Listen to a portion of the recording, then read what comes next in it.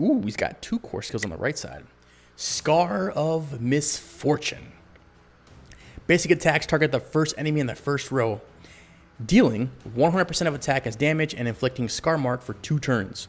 When an enemy affected by Scar Mark becomes targeted by a basic attack or skill, they lose 2% of max HP. Level 2, increased damage to 150%. 2%, ooh, okay. 2%, you believe that? Level 3, increased damage to 200% of attack and targets to 2. And level 4, increased duration of Scar of Misfortune to 3 turns and damage to 3% of HP.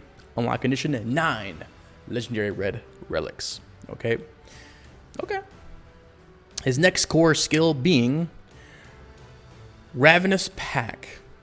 For every ally on the battlefield, Aaron gains 1% damage reduction and 1% armor. Okay. Level 2, gain 2% damage reduction and armor. Level 3, gain 3% damage reduction and armor. Okay, so as your heroes perish, he also perishes his pack.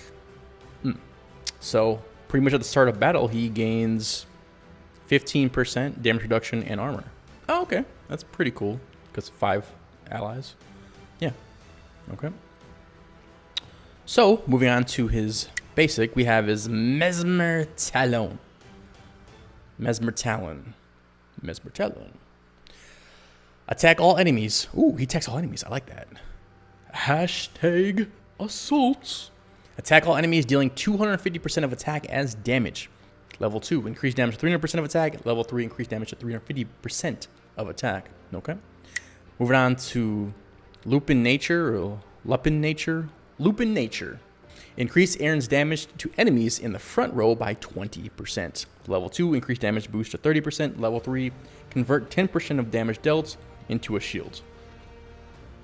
Level 4, 15% of the damage dealt is converted to a shield. Unlock condition 3, red legendary relics. Too easy.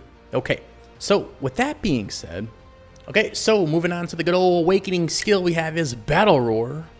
In the first 2 turns of the battle, increase armor penetration by 15% and armor by 15%. Okay. Moving on to his exclusive gear. Level 1, increase damage to warriors by 10%. Level 10, at the start of the battle, inflict Scar Mark upon enemies in the front row. Okay, cool.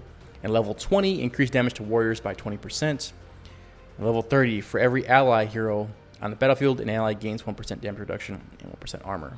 Okay, so at the beginning, they all gain 5% damage reduction, 5% armor, with a hard cap being 70% when it comes to damage reduction overall in the game, just so you guys know. Okay? So, interesting.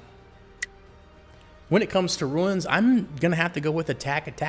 I think good old Judgments, 100%, and I'd say Apocalypse, man. I think Apocalypse is the move.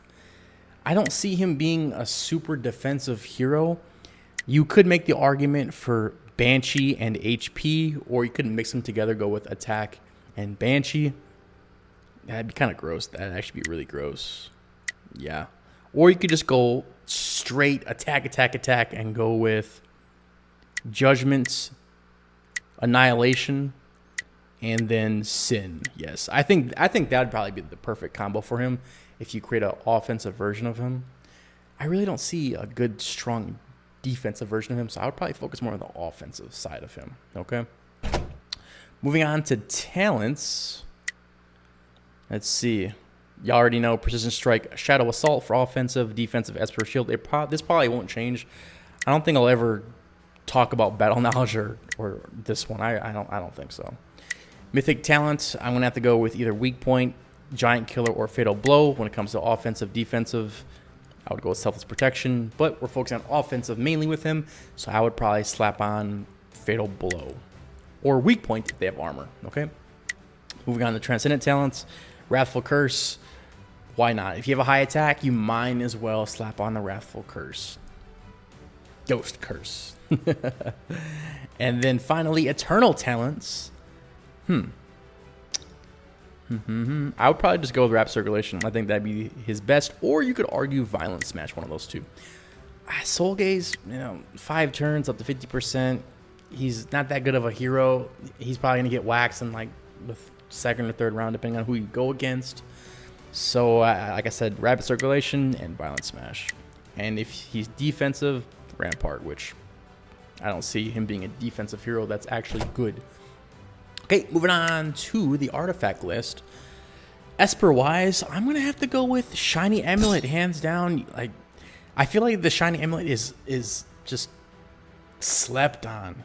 Like, it's not really, really good, but if you know how to set up your team where you can maximize getting to those higher rounds and getting that 5% increase per turn, man, I could see it.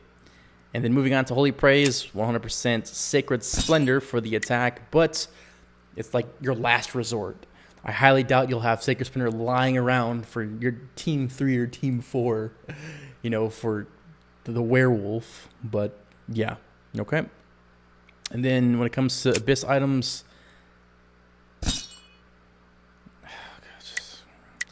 moving on to armor. Finally, we're going to move on to armor. Now, what would I choose? 100% attack, attack, attack, baby. Let's go. Too easy, right? Okay. So, yeah, I'll be honest. Aaron is a very, very basic hero that will probably never, ever get used unless they change him.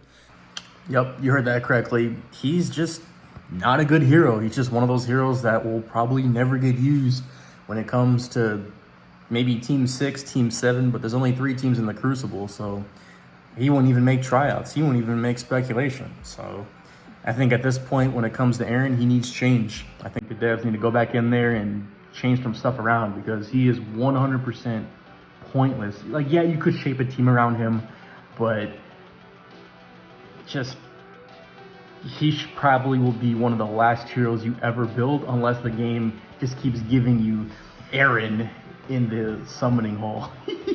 So with that being said, I will see y'all in the next video. Greatness manifested.